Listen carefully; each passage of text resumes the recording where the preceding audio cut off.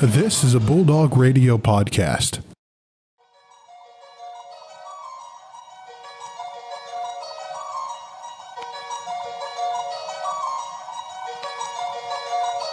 Perfect. I was going to rip his heart out. I'm the best ever. I'm the most brutal and vicious and most ruthless champion there's ever been. There's no one can stop me. Lynx is a conqueror. No, I'm Alexander. He's no Alexander. I'm the best ever. There's never been anybody as ruthless. I'm Sonny Liston. I'm Jack Dempsey. There's no one like me. I'm from Nairclaw. There's no one that can match me.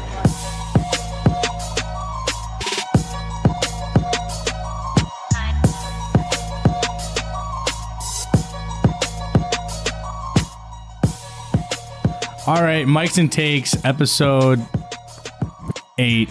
I'm here with Branden, here with Travis. Myles Garrett, Travis. What the heck? Yeah, that was unbelievable. I couldn't believe it. You know, I mean, I was happy with my prediction with the win, but he definitely deserves to be suspended for the rest of the season. Definitely a hefty fine, and maybe a suspension heading into next year too, because he assaulted a man on a football field. I've never seen something like that. Like Joe Buck, he was clearly like he's never seen that in his life. He's like, oh God, you know. I mean, there's nothing you need to do. Like the game is over. Myles Garrett, the game's over. You guys are up by 2 scores. There's 8 seconds left on the clock. There's no need for it. Like I just don't understand like why. Now you're probably not even going to play the rest of the season. Not like the Browns like are going to make the playoffs. I don't believe it. Well, they're still in the playoff hunt, and they need. He's a very important part of the defense. I just don't know why he lost, especially in a game you're about to win. There was 8 seconds left. He just lost the score. It's definitely unfortunate to see, and I do think that will hurt them in the long run. And Branden, what was your take on it? I definitely think that was not called for. Obviously, that Myles Garrett should have definitely held his composure in that situation, especially when you're up 2 scores with 8 seconds left. And going back to the early of the season, I remember an interview about he was trying really hard this season to keep his composure and be more disciplined, and we just didn't see that last night. He just kind of flipped the script and went back to his old self and was a little selfish. Yeah, a lot of people don't know he's actually been fined twice this year for 2 different incidents he had earlier. So this will be the 3rd time, and it's just so sad to see. And I saw NFL players tweeting about it, saying, this was basically like a street fight. I just couldn't believe he did it because he could have really hurt Mason Rudolph really bad. And Mason Rudolph even said after the game it was Bush League. That was cowardly on his part. It was just a bad look for the Browns. Yeah, and poor Mason Rudolph, he's got he died. Everyone thought he died with the Ravens. and then he gets not only his helmet ripped off and hit upon him, he also gets blindsided from behind from another defensive lineman. It's terrible. This is actually the first game Baker has done good. The running game was atrocious for the Browns, but it was just that was an odd game. Like Juju's out with concussion. Connor goes down early, which sucks. It was just a weird game. Like Steelers are playing with wide receivers that are like brand new dudes.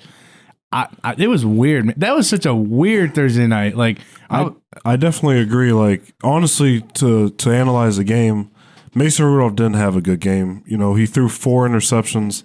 That was very bad. Baker played pretty well to me. 2 touchdown passes, no turnovers. He's finally not, I did say if he stops turning the ball over, this season can change around because there's so many weapons. Nick Chubb, Kareem Hunt, Jarvis Landry, Odell Beckham. You have too many weapons to not make the playoffs, and now's a better time than ever to really start rallying the guys, but definitely Myles Garrett's going to hurt not having him, but definitely a great job for Mike Tomlin, too. Even though they lost, they did win their previous 4 games, and he's always had a winning record since he's been with the Steelers in his tenure, so it's amazing what he's doing with Mason Rudolph as a quarterback. Yeah, and I'm sorry. What's the coach's name? I'll edit this out. What's the coach's name? Freddie Kitchens? No. Who? Tomlin. Mike Tomlin. Mike. Why isn't Mike? I was going to call him Chris Tomlin. I don't know why. Sorry. Yeah, he's a Super Bowl right, champion. Yeah. Mike Tomlin, he was absolutely a class act at the end of the presser today, or at the game. He made no comments about it. You could tell he had emotion like reeled up into him. But he did make points about how they got to play better, no excuses, and he basically did the Belichick thing, like we're going to prepare, make no excuses, and we're going on to the next week. So hats off to him. Hopefully the league takes a look at this. they are, as we speak, I believe he's suspended, Yeah, right? he's suspended for the rest of the regular season and at least if they make the playoffs. So I think that was definitely great by the NFL to take action already.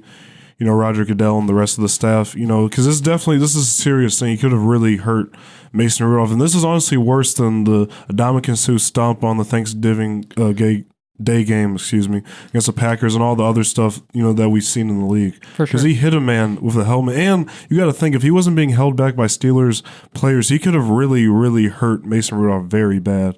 And I'm just happy Mason Rudolph is safe. Field, so due to injury. So, Tomlin alluded to that in the press conference, saying that they didn't have anybody. Like, they're calling a timeout because there's such a lack of wide receivers due to injury in this game. But, yeah, moving on, we can go to the other NFL games if you want. Yeah. I was just about to say that, actually. There's some games we didn't make a prediction on, so. So there's now, the word is, before we walked in to record, Stafford is now officially out. Matt Patricia said there's no scenario where he plays against the Cowboys this week. What's your thoughts on that? I really know our chances are getting really low now. I've been saying this. Our season is done. Like I said on Wednesday, Barrett, it's done. Stafford is our team. He's been obviously very consistent this year. I know a lot of people are saying we need, new stuff, even though we could use a new QB for the future.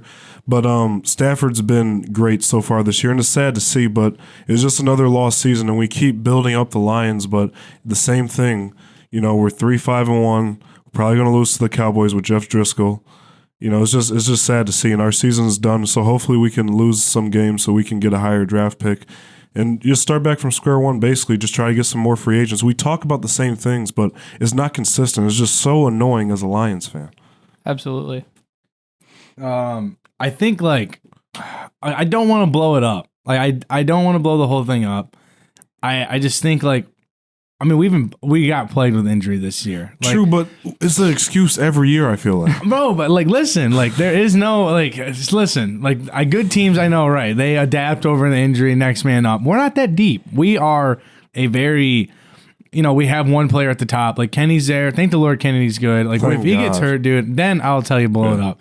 But him and Marvin have been good though. Marvin is very good. He's the guy who benefits from all the attention Kenny Galladay gets, and it's really good because I don't have him on my fantasy team, but Marvin having that is going to be a safety blanket this Sunday for Jeff Driscoll, who is going to probably get an NFL win here.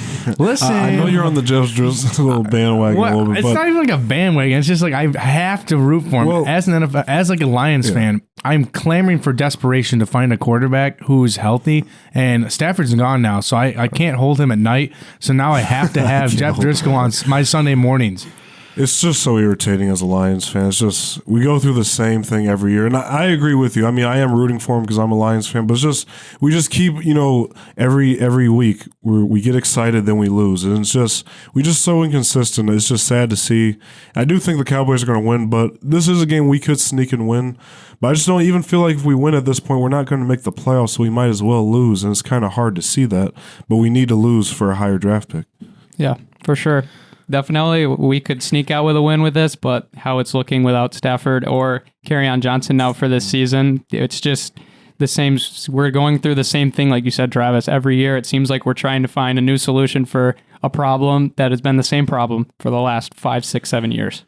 And I completely agree with you, Branden, because like I said on the previous show, and we always make moves that to me are questionable. I know Barrett didn't agree with my point, but the last season we traded Golden Tate when we were 3-4. That just didn't make much sense to me, even though people say he was going to leave in free agency. Then this year, same situation. We're 3-4-1, and we trade Diggs. It's just, we just make these bad moves, and people are like, oh, we're getting future picks, but these are later round draft picks. We need to get a higher draft pick because our draft history hasn't been the greatest lately. TJ Hawkinson has been pretty good this year. He still, has room for improvement, but we just need, more help. So, Stafford, he's doing all he can. It's just he always has a bad offensive line. The defense is always questionable. We really only depend on Slay, really, in the secondary. So it's just kind of a sad thing to see because Stafford's really doing the most he can. And Travis, are you forgetting about the free agent signee, Justin Coleman? What is Justin Coleman been doing? What? What do you mean? He's like next to Slay. He's one of the best in the league. I mean, he's okay. He's not no Darius Slay. I wouldn't put him in that category. Like What? he's literally. I mean, he's right up there. Like man on man, like man to man coverage. That dude like locks anyone down. He's got clamps. Like I'm not saying he's bad, but he was also one of the main reasons Mr. Vinsky threw 3 touchdown passes last week. how can you say that? It was we don't mainly have on any his side of the safety. We field. don't have any. We don't have any safeties right now. We don't. Tracy Walker went down. So we have Tracy Walker. We have Will Harris, he's a rookie this year. Yeah. So you're putting a rookie out there in an NFL thing. Yeah, he's been in camp all year, but listen, man, like we just have we just need a little. I'd say give Patricia another year. No, I want to. People are telling me to fire him. People are clamoring that, but he's on the hot seat. Ooh. You know, I'm a big Lions fan. It's just hard to see this every year. All of our sports teams we haven't had a championship since the 2008 Red Wings won the NHL Stanley Cup. It's been 11 years, going on 12. Do you know how hard this is for me and the rest of the state of Michigan to watch? You're a hockey guy? So hard. I'm a Detroit fan. I like all Detroit sports. That was a good one, Barrett. But yeah, but like to go back on the point for the Lions, just like Branden said, we just been plagued by injuries. So we do have an excuse, but it's just tired of every year. It's like, man, it's something different. Even though it is valid, it's just wow. It's just we always have something different that causes us not to make the playoffs, and we haven't made the playoffs since the 2016 season. So. It's sad to see, but we can hop into the next game, a game we didn't talk about on Wednesday, Chiefs versus Chargers. I think this is a very interesting game. Both teams are coming off losses against teams I believe they should have won. The Chiefs just recently lost to the Titans in a close game when Patrick Mahomes came back. And I got to say, he looked like Patrick Mahomes. Over 400 passing yards, 3 touchdown passes, and no interceptions.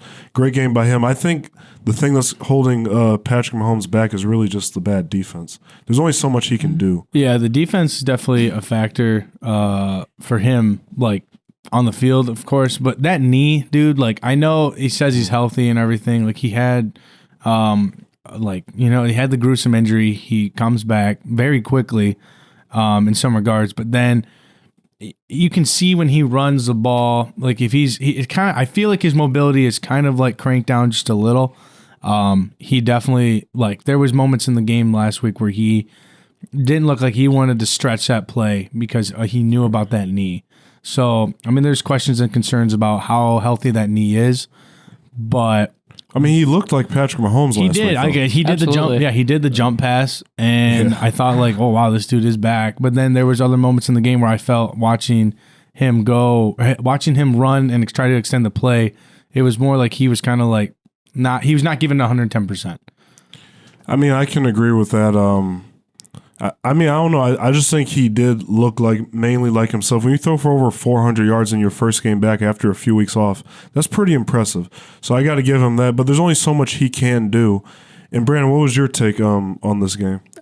Definitely an interesting game that I looked into, especially for how well the Titans played, especially having to overcome every single person in the NFL being so hype about Patrick Mahomes coming back. And they definitely showed that their defense was they did not stop him as much as they probably wanted to, but compared to other defenses that Patrick Mahomes has torched, that they held them to a reasonable amount, especially or not necessarily for yards, but stopping them from going into the end zone is definitely, I think, what saved them in the game.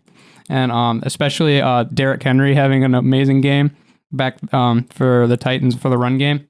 So I definitely agree with you that he played a great part, and Ryan Tannehill had a good game too. He threw 2 touchdowns with no interceptions. In that game, it was a good win for the Titans. They actually are a pretty good team. Mike Vrabel's doing a good job with them. I just felt like that was a game the Chiefs were supposed to win, but when I just look at the numbers, man, 36 of 50, 446 yards and 3 touchdowns. I just felt like there's only so much Patrick Mahomes can do, so you got to at least give him some credit.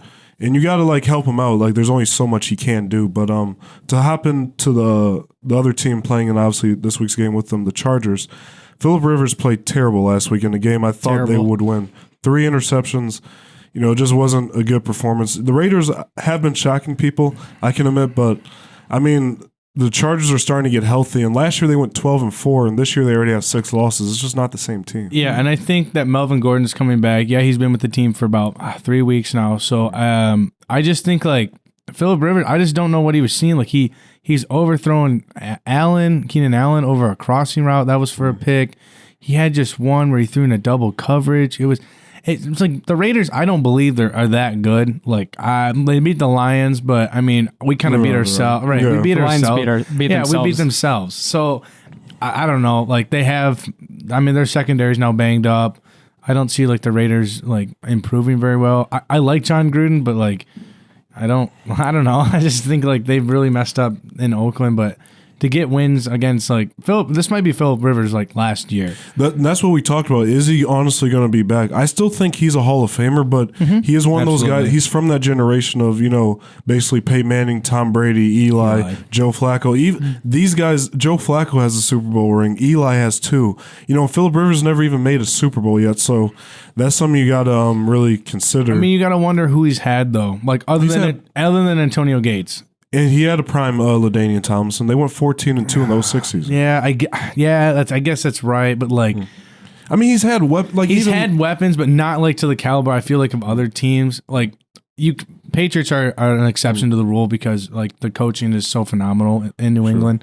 But like having these other teams, you see they have like 2 good receivers, a good back, or a really good line. His line is atrocious this year.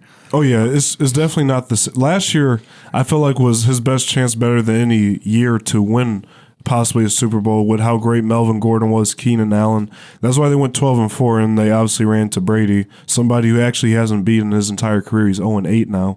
But, I just kind of feel bad for Phillip Rivers because he's a guy I've really watched, my whole life. I still think he's a Hall of Famer, but people are always going to look like he doesn't have those wins. He's been to AFC championship games, but he's never won them. So that's something to consider. And to make a prediction for this game, guys, I got to go with the Chiefs. It's a must-win for both teams, but I can't see Patrick Mahomes losing back-to-back starts. I think they're going to hit their stride. I'm going to say 38-24. I think a 2-touchdown win for the Chiefs.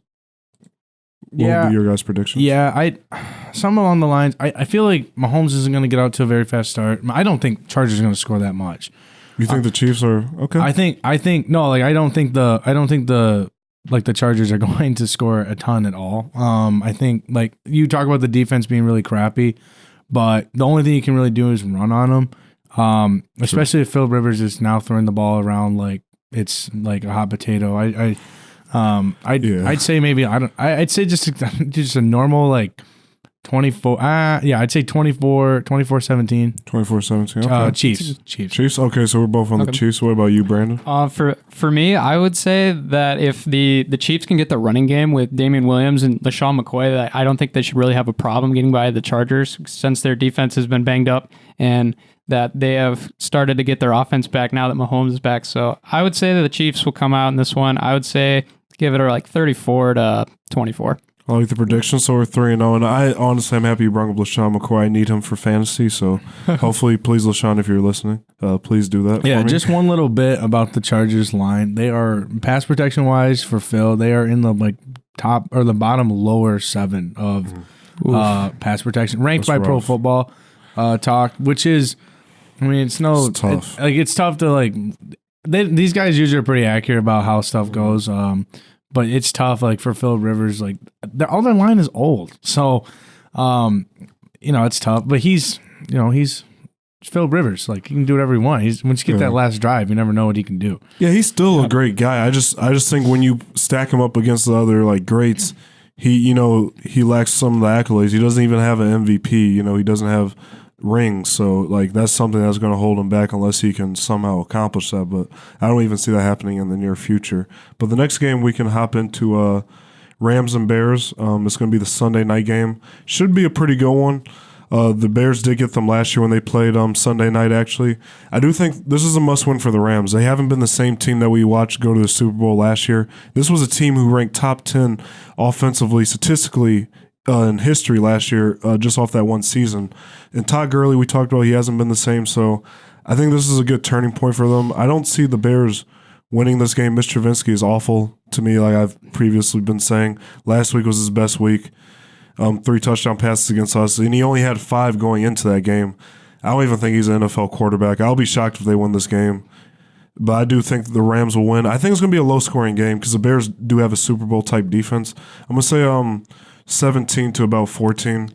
I do think it's going to be a tight game. Yeah, I agree with you. I think the Bears are going to squeak this one out. The Jared Goff. You think so? Yeah, Jared Goff is, dude. He's been atrocious. He has, but he hasn't been as bad as Mr. Trubisky. Dude, at least he can throw. At least Mitch can throw touchdowns. I'm not kidding. Mr. Trubisky is awful. Jared Goff last week, he had 2 interceptions, 4 fumbles, and 2 of them were lost. Mr. Trubisky's QBR has been 34 this year. He scored under a point in fantasy this week. I would know. I have him. I know you do, but Under 1 point. If you looked at the game last week when Mitch Trubisky was at Detroit and those 3 touchdown passes, they all came at the end of the first half and the beginning of the second half when the Lions defense just sat back more into zone, and that's when they got really destroyed, because that's not the Lions' strength is playing zone. Is when they played man in the first half that they definitely shut down Trubisky a lot better. But once they moved toward the zone in the end of the second half and then the early part of the third quarter, that's when Mitch Trubisky got his long passes in. So that's really where he got his touchdown passes, is when Detroit's defense changed to him and rather than him stepping up. Yeah, dude, that's an absolutely great point. Is because this is why I'd like to get your take on the Diggs trade. Is my whole stance is, and I don't want to taint. I don't want to taint your stand, your position on this. But my whole thing is that Diggs was not built for man-to-man coverage. He's 5'9". He's shorter than your average safety. Yeah, he can hit very well, but he can, he's more of a run stopper guy. But we need long safeties when you play this man-to-man, especially if you got someone coming over the top, right? To get these 50-50 balls. And that's not, that's no knock on Diggs at all.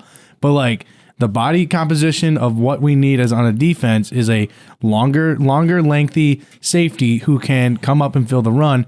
Similar to a guy like Carl Joseph, who's on the Raiders. He's out for the year, but that's who I really wanted when we went into the draft when he came out. Mm-hmm. I'd like to just get your take on that real quick, and then we can snap back into the games real quick. Oh, yeah. Yeah, I would agree with you on that. I was not really happy when we made the Diggs trade. And like Travis said earlier, for who did we get out of him? A 5th round pick, was that right? Fifth round pick. That's for a guy like Quandre Diggs, who's been a key part of our defense the last couple of years. I just don't know why we made that deal, but I definitely agree with you that Diggs is definitely more of a zone type safety where we need to upgrade and maybe get somebody that's more versatile that can handle both defenses really well. So. I mean, you guys both honestly make good points, but to go on your point about I want to hop back into Jared Goff and Mr. Trubisky. I just don't think you can really compare to, because Jared Goff at least did get to a Super Bowl last year. Mr. Trubisky, he's just not capable. I don't think he. Yeah, I'm not saying that they're the same at any level at all. I just think this week, I think Mitch is going to do a lot better just because. I don't know what happened. I don't know if the Patriots stole the soul out of Sean McVay and the Rams. But ever since that Super Bowl, they have not been the same. Yeah, they haven't. That's why I think it's a must win. That's what I'm saying. So I just think Nagy obviously is not a great play caller for the Bears. Mitchell is definitely going to be, he's riding high. He probably turned off all the TVs again, in the facility, so he blocks out the distractions. Yeah, exactly. It's just play better football. Dude, then there won't be any distractions. Yeah, so I think that Mitch is going to do better just in the effect of, they're on the road, but I think he's going to do better just because he's more comfortable with his offense now. And I think the Rams are just going to lay an egg. So you got the Bears? Yeah, but it's still 17-14 because the Bears need a kicker who can kick a field goal, and I think they got one. The Bears have a great defense. And Brandon, what was your prediction on the game? For that game, for Sunday night, I'm basically going to look, just both of these teams haven't played well. The only fact that I'm really going to make this pick off of is location, that they're at LA. And that Chicago hasn't played very well on the road so far this season. So I would give this one to the Rams. I would say a little bit higher than I would give you guys. I'd say 31-13. I think that Chicago's offense is going to struggle once again. Honestly, you do make a good point, because a lot of people throw this under the rug. Teddy Bridgewater, when he won in Chicago earlier this year, he put a lot of points on that Bears defense. So they have been vulnerable in certain aspects of the game. But it's going to be a good game. I mean, it's a must-win for both teams because the Rams are just trying to make the playoffs, and obviously the Bears are in the same situation. But another game we can hop to, we talked about the 49ers and the Cardinals. I think the 49ers will win this game. They're coming off a loss that we talked about on Wednesday, that great Monday night game. Probably the best Monday night game definitely so far of the year. Jimmy G has to be better. I definitely think this week. I think he will bounce back. They're playing a Cardinals team who's 3-6-1. Haven't been very good, but they're also in a rebuilding state. Should be 3-7. Yeah, to be honest, I shouldn't have even. Yeah, we should have definitely won that game, man. It gives me nightmares. But yeah, I think this bounce back game because I think 49ers are one of the top 2 teams in the NFC with the Seahawks. So I don't see no reason why Jimmy G can't bounce back. So he's going to be out with Kittle again. Just looking that up now. We're on Friday at 12:37. Kittle might be out. There's also word that Emmanuel Sanders might be out. So you're really going to have, I believe, just Godwin and the Bourne guy. He's going to be Bourne. I don't know his first name, Bourne, but he's going to be Jimmy G's target. Burrito, like they are really scratching for like injuries right now. They have Moistert out, I believe. Burrito is projected 0 points on fantasy. He didn't practice yesterday. I don't know. There's no word if he practiced today. They're really going to have like nobody. So it's going to be Tevin Coleman's show, and Jimmy G is going to be thrown to anybody. But I mean, it's the Cardinals. Yeah, that's what I'm saying. That should still be enough against the Cardinals. Like, I don't see no reason why the 49ers, would not win this game. Like, it's right. I think this is definitely, especially they're going to be at home. This is a game you should win. Yeah, absolutely. Yeah, no, like it's the Cardinals, man. Like they're not that great. Like Cliff Kingsbury's doing an okay job with Kyler Murray. People are saying, "Oh man, maybe he's on a roll here after winning 2 straight games," and now they're not really doing so hot. I just don't understand how, like, I think like this, so even if the 49ers lose, like it's not like we're worried or anything. I just think they are not healthy right now enough to play that team. I mean, they do need to get more healthy, which is true, but they still have, the rest of the season because we are kind of like near the halfway towards the end of the season, but there's still about 6 games after this week to be played still. So I think, they'll still be fine. I think they'll win this game, and they're going to make a run. They've been one of the best teams in the NFC, like I said, alluded to earlier, top 2 so far. Jimmy G, this is his time. He's just such a great guy. I wish he could have stayed in the Belichick system, but, I mean, he's a great quarterback. I think they're going to find a way to win this game. So you guys got the 49ers, I'm guessing? Yeah, 49ers. Sorry, 49ers by, I don't know, I'd say 2 scores at least. 2 Maybe scores. I'd 24-10, 21-10. I just don't see like the Cardinals moving the ball. Like the defense is really good. Even if Shanahan just like runs the ball the whole time, like the Cardinals don't have anyone to stop. As we saw the first game of the year, like we had a running Carrion ran for over 100 yards. So I just don't see like the Cardinals pulling this one out unless like Jimmy G, just is seeing ghosts or something. Right, just does something terrible. Like he's like got like tipped interceptions left and right, anything like that. But no, I think the Cardinals lose to the 49ers.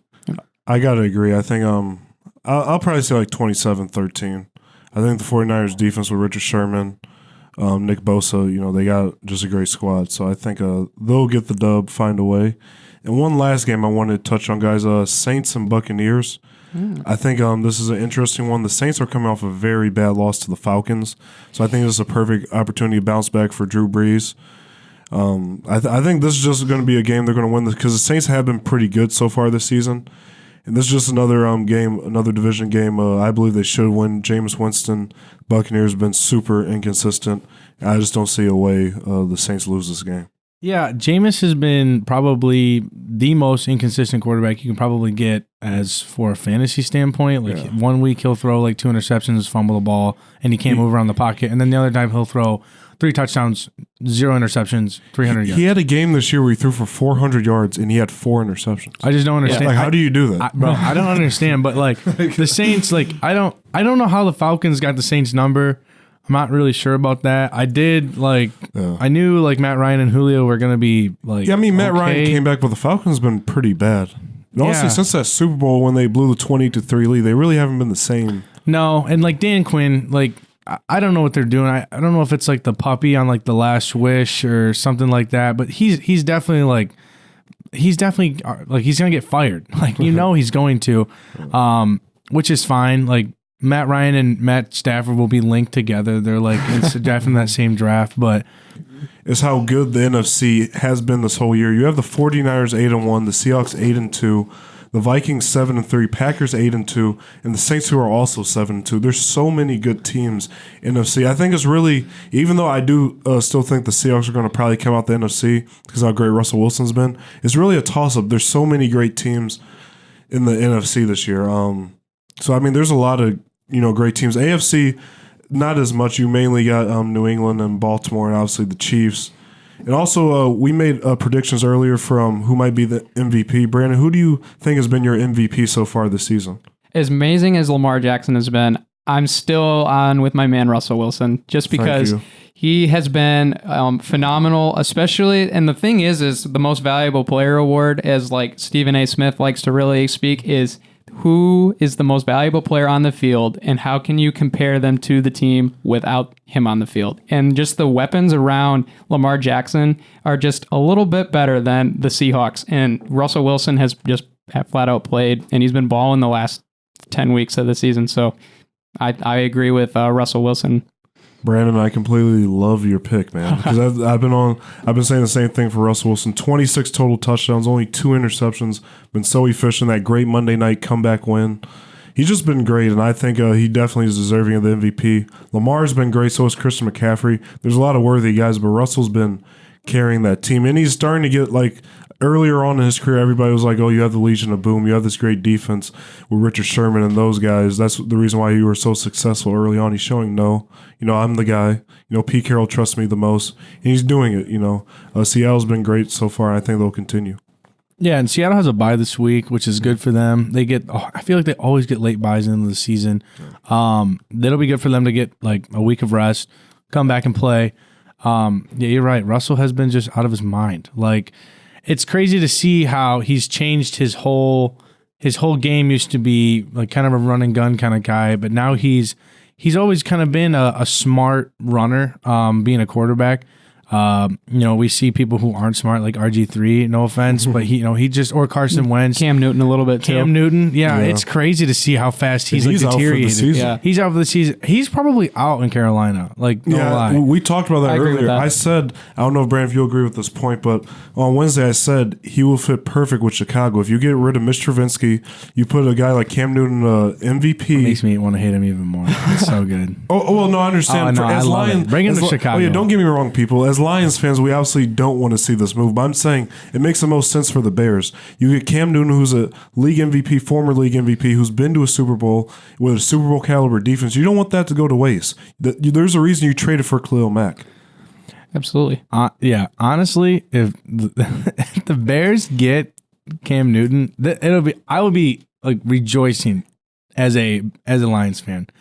I'm not a big fan of Cam Newton. You don't think that would work? No. He could certainly, but I think he's like kind of not washed up, but he's definitely like they were showing highlights from you his. Think he's on the decline? Yes, I think when he was on, like they were showing highlights from his first and second year. He was moving like very well. Now he's literally like stiff as a board, dude. Like he's beaten up. Like he is. I don't know. I just think all this time, like he still wears the rib protectors. He's been famous for that. Famous for that. I just think like he just doesn't move as well as all these other quarterbacks who he was drafted with in this time. Mobility wise, I think he's just been banged up so much. His first and second year, he ran power. Like they ran the power quarterback option like the whole time.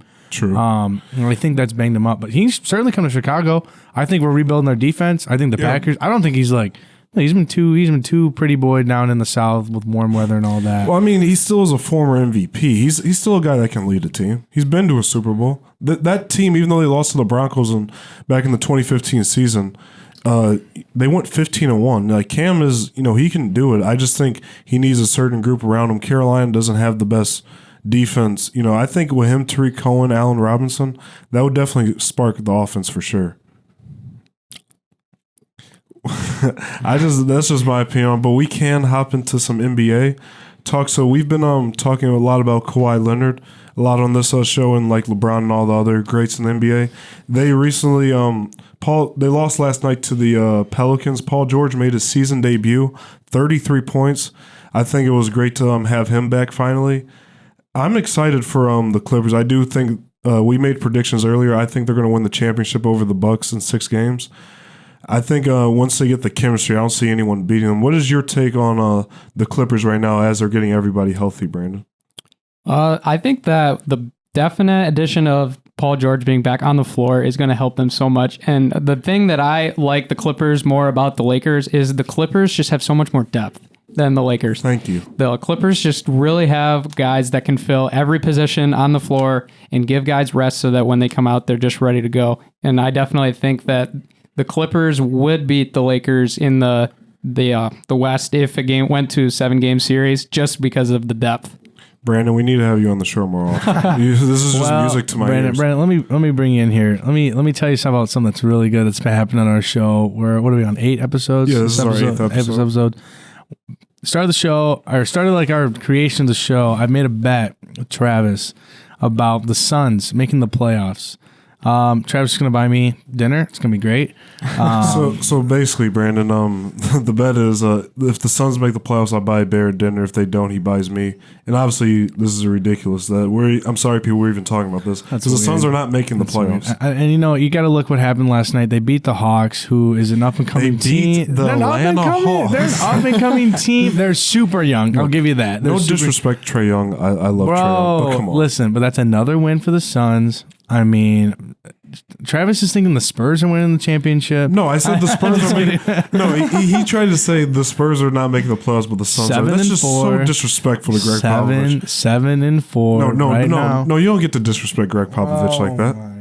Listen, I'm telling you right now, it was very good. I was watching it on Gamecast. I don't have NBA League Pass. I'm a broke college student, but I was watching the game, and when I saw they were up by double digits, I was like, I was going to send the screenshot to Travis and say, we the Suns. I mean, we're hot right now. So I don't even know why I'm a Suns fan. I think I just wanted free dinner. Well, Devin Booker, obviously, because he's from Grand Rapids here. Yeah, he's great. He's but good. They don't even have DeAndre Ayton yet. So you never know, Travis. Like they could make a run. No, they are a good team. I even said that I love Devin Booker. He's my favorite player in the NBA right now. I just don't think they're going to make the playoffs. And Branden, what would be your take on this ridiculous conversation? Starting off at 7-4 for the Suns, that definitely shows without DeAndre Ayton that they are a good enough team that can be competitive in the West. And I think they could squeak into a 7 or 8 seed, honestly. Just because of the fact that we've seen other teams that are up there like Minnesota, and Minnesota really hasn't performed well towards the end of the season the last couple of years. And for San Antonio, love Greg Popovich, love what he does, but I just don't see it happening with the talent that he has on the floor. I mean, DeMar DeRozan, he's great, he's a baller, but is he going to be that clutch guy that can carry, like we've seen Kawhi carry Toronto, or like LeBron carried the Cavs a couple years ago? I just do not see the Spurs having the talent enough to make it to the playoffs just because of the players they have on the floor. No disrespect to Popovich at all. He's probably the best coach in the NBA. Branden, even though I said I love having you on the show, I just got to disagree with you. Wow. I can't. We can have different takes. No, I can't. I will not stand for this. The Spurs are going to make the playoffs because you got to think we still got DeMar DeRozan, LaMarcus Aldridge is playing better, and they got Dejounte Murray back. Like he didn't even play at all last year. And when you look at the standings, you got the Lakers, Rockets, Nuggets, Jazz, Clippers, and Timberwolves. I weren't naming them order. I'm just naming teams that will probably be locks for the playoffs. The Mavericks. I just don't see the Suns making the playoffs because you also got to think the Trailblazers are going to be up there too. Right. The Suns are not better than any of these teams. Okay. If they were in the East, probably the Spurs will probably squeak in at a 7 or 8 if we're being real. We're playing good right now. I'm not even a Suns fan. I just want the free dinner. I don't know why I'm saying we. I want the free. I don't even know why I'm saying we. I said we too, but it's all good. Right, but I want like the free dinner. I want to see them Suns succeed. They've been literally a dumpster fire of a team for last decade. 2010 was last time. So they made basically the whole decade. Really, I feel like that was the last time they really had like a really good team. They made the conference finals. Right. But you're talking about like all these teams that are better than the Suns, but look at them right now, and they don't have center. They don't have their center. It still was early. It's really though. Kelly Oubre Jr. was the freaking was the guy who's leading scorer last night. Like that guy's very improved. Like he was very bad He's very bad in Washington, but I feel like because there was not a lot to go around. There was like it was Beal, Wall, but now he's got time because Booker's now playing off ball, which is good because he's more of a catch and shoot kind of guy. I feel great score. Great score. He's great, but they're not going to keep this up. They're not making the playoffs. I'm telling you. Okay, all right. It's an 82 game season. We'll see how it goes. We're going to watch. Okay, yeah, we're going to watch, and we're going to see the Suns squeak into an 8 seed. The Suns are not making the playoffs. Okay, but you did speak about the Trailblazers, and we have some news to get to. Last night, actually, it was like late afternoon yesterday. Carmelo Anthony signed by the Blazers. Congratulations, Carmelo Anthony. I'm happy he's back in welcome the league. Back. We do, yes, welcome back. We need him back in the NBA. I think it's good because Trailblazers are obviously trying to find anything for championship push. I don't think Melo is the guy that's going to lead them to a championship, but I do like the direction they're headed with Melo because at this point you're willing, to try anything with Dame and CJ. So I think, he's definitely going to help, but I don't see them coming out the West though with this move. No, probably not. But it's something to give like fans excitement in Portland. For sure. They're an okay team.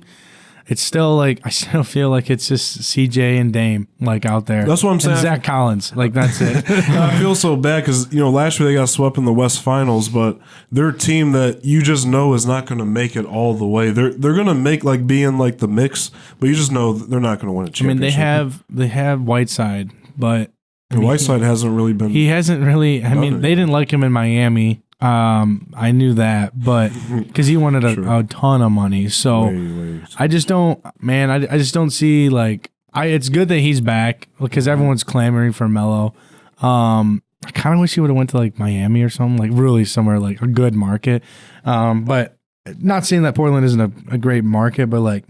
Not a lot of people are watching them. Like we're not here on the East Coast, obviously. I'm not tuning into a Portland Trail Blazers game at night. But it'll be good. Like I'm sure they're gonna pick up some probably national games now. I'm sure they're gonna get flex because of now Carmelo. So it's probably like a money play for sure. But it'll be curious to see if he actually contributes to the team. He's going to sell tickets for sure because Carmelo Anthony. He's a future Hall of Famer. Are you going to get a jersey, Travis? Yeah. Well, I actually might. I'm not thinking about it. 3-time Olympic gold medalist. He has the resume. What Melo's looking for is just like that ring. So I thought it was a good move by the Blazers. I still don't think it's going to like make them a championship team, but Melo's going to help for sure. They always show those highlights of him in that gym just shooting. So I think Melo's ready to get back to show what he can do. I do think he could still average 20 in this league. So I believe in Melo. Wow. That's a pretty bold statement right there. 20 coming off of a year rest now? Oh yeah, for sure. Because Melo's one of the most prolific scorers this game has ever seen. Like people are quick to forget what Melo did in Denver. And what he did in New York, even though Melo doesn't really have the playoff success, but individually he's a tremendous player. Everybody is even said it. Kobe had a comment a few years ago saying he was tougher to guard than LeBron because Melo just has a perimeter shot. He can get to the basket. He's just really just such a great shooter. So, Melo's just a great scorer. And one team I want to talk about, James Harden's off to another great start. The Rockets are 8-3 right now. They beat the Clippers the other night. I still think it's still overhyped to me. I know a lot of people might think that's ridiculous, but James Harden still doesn't get it done in the playoffs. I need to see him succeed in the playoffs before I can really give him his credit. Because every year it's the same thing. He puts up these great season numbers, but last year he shot 9 of 30 in Game 6 against the Warriors in the closeout game. The year before that, he was a big part of them missing 27 straight threes in 2018, where he shot 2 of 13 from 3. Then 2017, when they lost to the Spurs in the playoffs, he had scored 10 points. So I'm tired of the regular season success. He needs to do it in the postseason. Yeah, and I think now that he's got Brody with him, Russell Westbrook, I think you would hope that it takes the ball usage away from him, so he's not like expending so much energy in the regular season to where he can maybe save it for the postseason, which could bring him better numbers. You're right. He's kind of has like a Chris Paul kind of thing where he can do so well, but then he kind of just hits that wall in the playoffs. You never know, like with James Harden. Like I feel like he's kind of like unpredictable. That's what I'm saying. Like he's so consistent through the regular season. It's just I just need to see it in the postseason. And honestly, it probably will be this year. I do think him and Westbrook have a better connection than him and Chris Paul did since they've been friends for a long time. But until I see it in the postseason, Just the stuff, I mean, in the regular season is just irrelevant to me, to be honest. And your take, Branden? Definitely need to see more in the postseason from Harden to really establish him as one of the best players in the league. He is already probably one of the best by far regular season players in the NBA right now. For sure. But to be one of the best players of all time, you're talking Michael Jordan, you're talking LeBron, you're talking Kobe. What did those guys have? Postseason success. And we haven't seen that from Harden yet to really put him in a category of one of the best players in the league to have came across. And honestly, you make a good point because fully healthy, Harden to me is still, I don't even think he's really a top 5 player because fully healthy, you still have LeBron, Kawhi, Steph. You still have all these other good guys. KD, thank you. I almost forgot about him. And you got AD, so I don't even know if Harden really creeps in the top 5 with Giannis, who's a reigning MVP. So, I mean, he is a great player. I do think they will continue to be good this year. But it's really just a stats guy. Like, I need to see the playoff success. One thing people try to hate on Kobe is, he shoots this bad percentage, but he has the success to back it up. The 5 championships, 2-time finals MVP. All these great wins he's done in his career, post-Shaq. So until Harden, does it, I don't know. I still, I'm picking the Clippers, still come out the West. Travis, listen, buddy. No, I'm just kidding. No, you're right. The Clippers, I think, are still going to come out, barring injury, of course. It was good to see PG-13 out there. Well, he's not. He's still PG-13, isn't he? Yeah, yeah, 33 yesterday. Yeah. Well, no, is his number 13?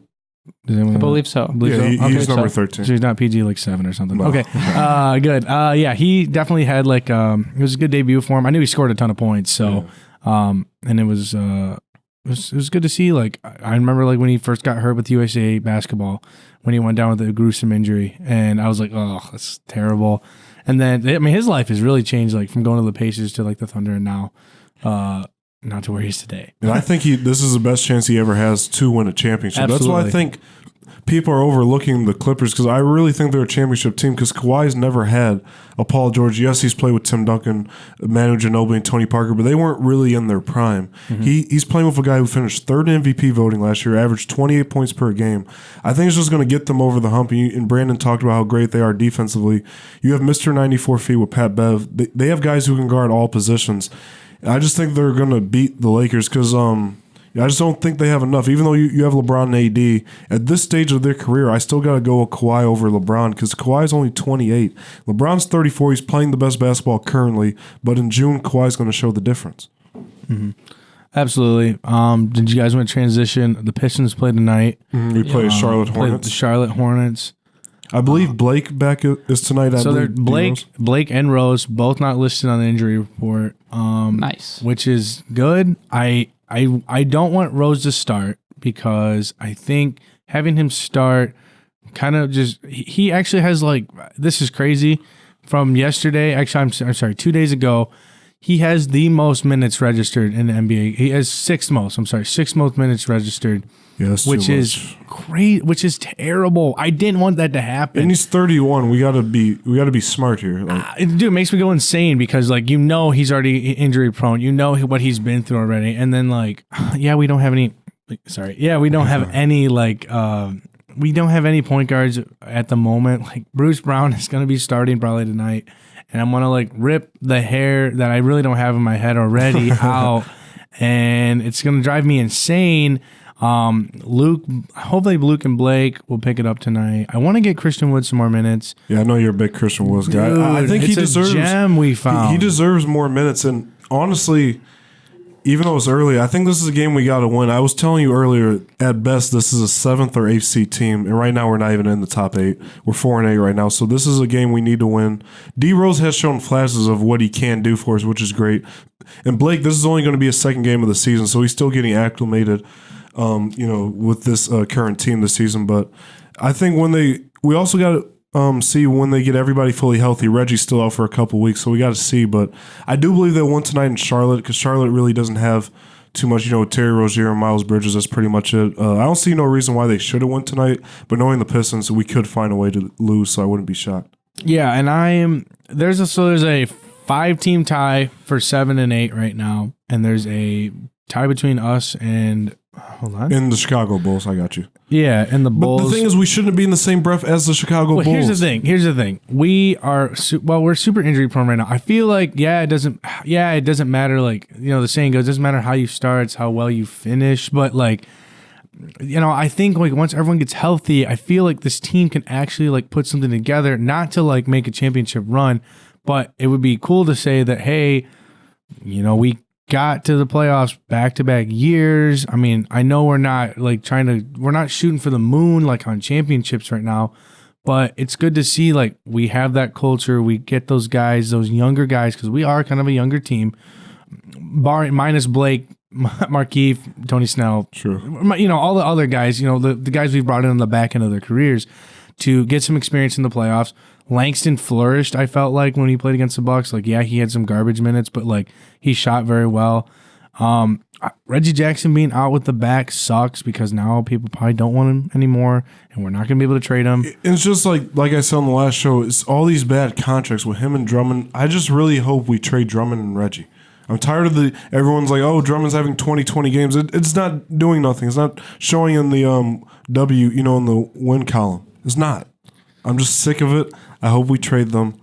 And Branden, what's your take? As much as Reggie Jackson has helped, yes, I agree he needs to go. Definitely with D Rose, to have him play more minutes than Reggie Jackson feels way better to me. Just to know that Reggie Jackson isn't out there as much, just because I'm not a real fan of what he plays. But definitely my favorite guy in the Pistons, Luke Kennard. Luke Kennard can shoot the lights out. And I mean, this guy from Duke, he's from Coach K. He knows how to shoot the basketball. He plays very well. I think that he should definitely play more overall for the Pistons. You know what, Branden? Travis was absolutely right. We need to bring you on a little bit more, because let me tell you, I am probably the biggest Luke Kennard fan. Like, here we go. Before he got drafted, listen. You can ask all my friends back home. They're gonna be listening to this. They're gonna be laughing. I know that like I have been a Luke Kennard guy forever. I have been ever since he was drafted. I know people are like, "Oh, Donovan Mitchell was there." We should have drafted Donovan Mitchell over Luke Kennard. You don't know. He doesn't deserve to be in the same breath. You don't know these things. Mitchell. You don't know these things. This is Listen, this isn't the draft that Stepanski had. This isn't the draft that Casey was part of. This isn't the draft of anything. This is the final draft for Stan Van Gundy. I don't know if he was trying to blow us up, trading Tobias and Bradley away for Blake. I'm happy we have Blake, but Luke Kennard. There's an article that just came out. He's not a bust, all right? I think, listen, he is finally flourishing into his game. I think that now he's going to be able to, he finally has a part of his game where he can shoot off ball. He can create his own space. I think he was already a catch and shoot kind of guy when he came out of college. I think that he is done very well improving his game over time, and it just shows that you have to give a few years for the player to develop. Because once you get one through 5, there's an opportunity for them to go, those guys in the lottery to be studs, like right off the bat, as soon as they get into the league.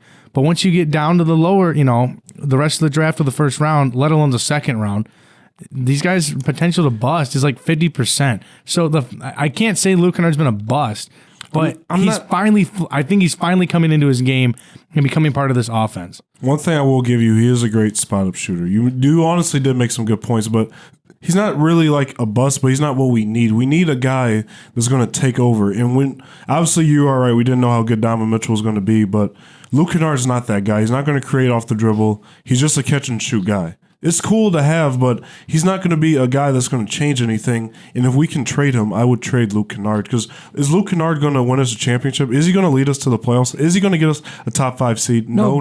Blake will. No, but it's like having like Danny. It's like he's kind of like a Van Fleet. He's basically a better version of Kyle Singler, if we're being honest. You're stupid. Okay, I already know why you said that, and that's terrible. No, let's be real. I'm being real. I think like he's a shooter. I think he's kind of like got like Danny Green-esque. Dude, come on. He's a shooter from Duke. What? Dude, shooter from Duke. Like, come on now. That's what Cam Reddish is. That's what RJ Barrett is, kind of ish. Okay, RJ Barrett's more of a slasher. Yeah. I'm not saying that he's better than him. I'm just saying he comes from that same tree, that same, kind of branch of stuff. But I think I've always been a fan of him.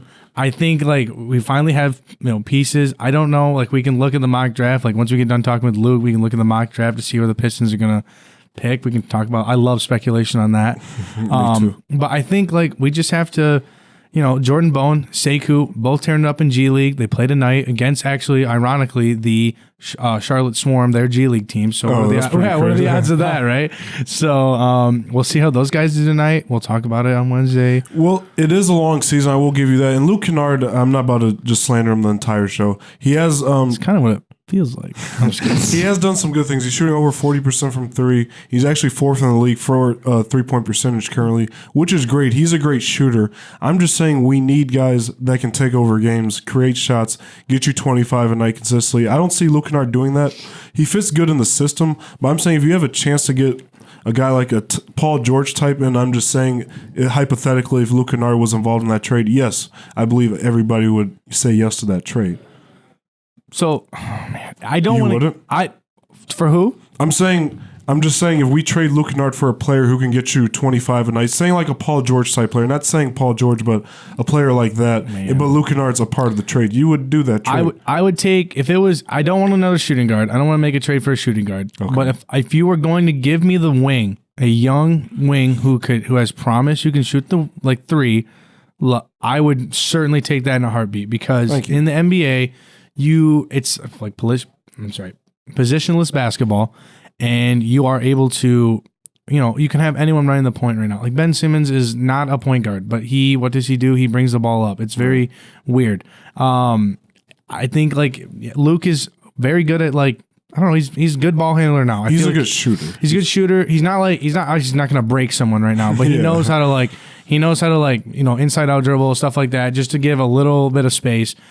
But yeah, certainly if someone came knocking which is weird, if someone came knocking for Luke Kennard. No, I know, but I'm just saying if we offered it, I don't want to give up any more picks, dude. Picks is not promise. I agree with that. And honestly, last year we came close trading Luke Kennard for Mike Conley. I'm actually, even though you guys will probably be shocked about all the slander I'm giving him, I'm actually happy we didn't make that trade, because Mike Conley is old, and Luke Kennard is young. So the thing is, Luke Kennard's still young, so we don't know what the rest of his career holds.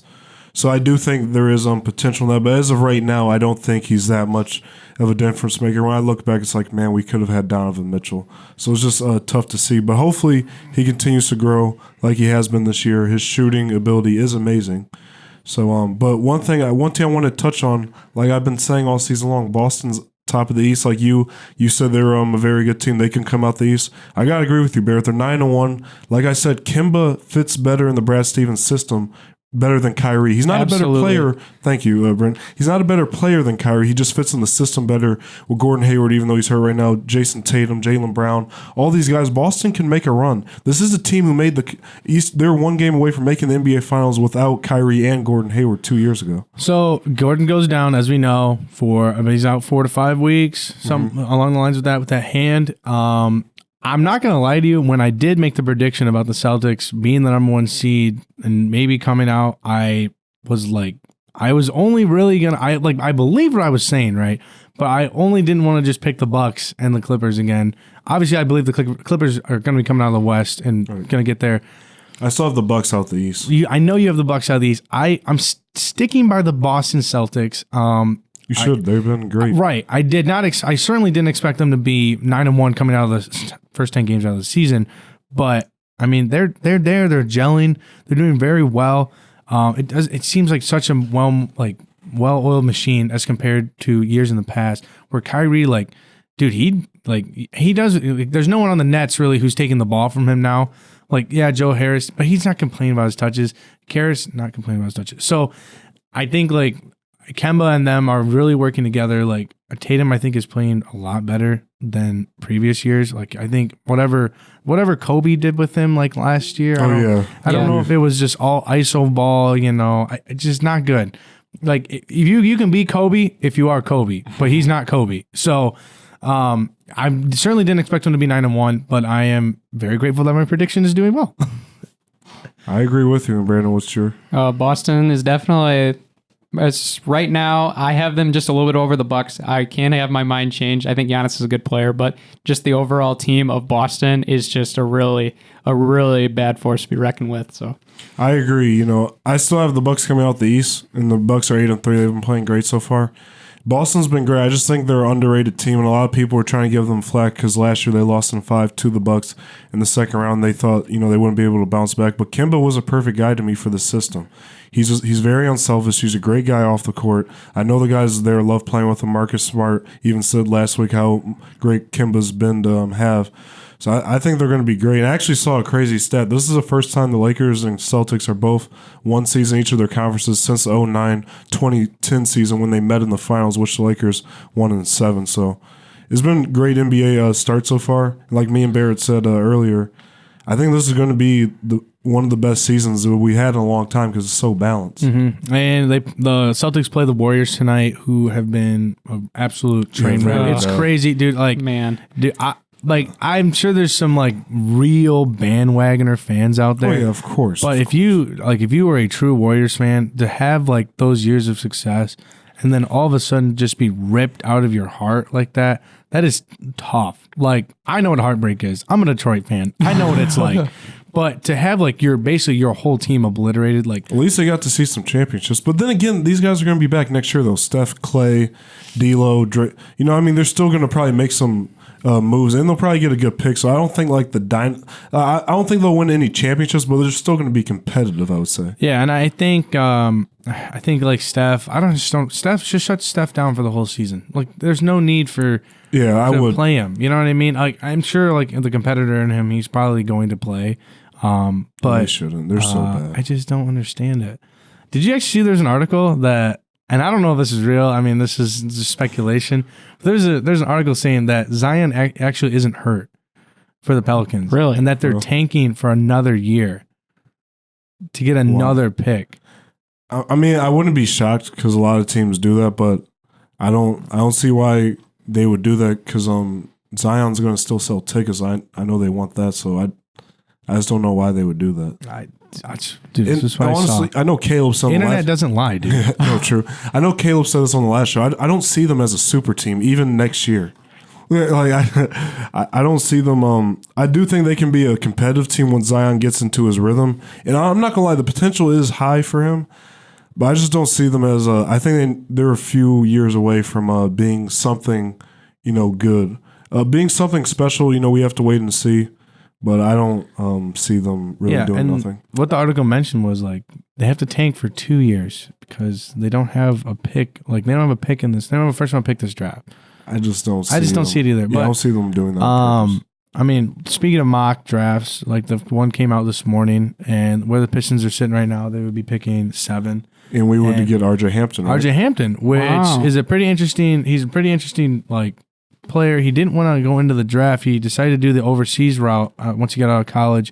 A very good player. He's a point guard, shooting guard. I think he'll fit in the slot of point guard, playing for the New Zealand Breakers. So, I think it would be a great addition. To be honest, we need somebody like him. Yeah, a young guy. He's got a little bit of size. He can shoot the 3 for sure. I mean, be way better than what we have right now. Yeah, I mean, we need to make moves. It's just sad because a lot of guys don't want to come to the Pistons, for various reasons. But we need to just start making trades, drafting. Like you said, we need to do something to spark, something going. Because what we're doing right now is not anything. We're 4-8. We're not, on the right side of where we need to be. And we just need to start making moves if we really want to be a competitive team. Because you get D-Rose, you get Tony Snell, you get Markieff Morris. These are average guys and not bad, but, it just seems like we're not gelling right now. But then again, there's only 12 games in. We still got to wait to see. So, I mean, I do think the Pistons can get over this hump. Like I said, we just got to wait to see. I mean, it's obvious. Oh, I'm sorry. Go ahead, Branden. No, go ahead. It's obviously we're going to be drafting. I know the draft is like at least till June, so it's a long way away. But, and I believe we're going to get a guard. We need one, badly. But you don't want to throw this season away. We're still trying to make the playoffs. Right. You said they weren't going to make the playoffs, though. No, I said there would be a 7th or 8th seed. The way if we keep playing, we're not going to make the playoffs. But my prediction still stands 7th or 8th seed. What did I say, 5 seed? You said 5 seed. I tell you what, that prediction right there is looking so good right now. That is looking terrible. You should stop talking basketball. No, I'm just kidding. No, I'm just kidding. But I'm just kidding. But Yeah, I mean, hopefully we get it going because right now the Hawks are the 7th seed at 4-7. So that shows you how great the East is looking right Dude, now. and I'm telling you right now, the Suns beat the Hawks. I'm just kidding. I'm just kidding. I'm There telling you, are 2 teams that are under 500 in the top 8 right now for the East. Correct? Yeah, Nets and Hawks. Nets and Hawks. That just shows how deep the East is, Right? That just shows how deep it is. I'm going to go on record and say this again. The Suns will not make the playoffs. Oh, my but I'm goodness. still a Devin Booker fan, though. I love you, Devin. But I just wanted to say that, too. Okay, was there anything else you guys wanted to add for today?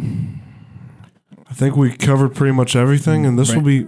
I think we're good. Yeah. Yeah, Brandon. Yeah, thank you, dude. Thank you for coming in. Yeah, thanks for having me. Yeah, no hopefully problem. we'll get you on another episode soon. Yeah, So this was Travis, thanks for coming in today. All right. It's awesome. You know? Mike's and Takes episode 8 with Barrett and Branden. Good episode. Tune in on Wednesday for episode 9 as we talk more NFL and NBA and the latest things in sports. Thank you, guys. Thanks, guys.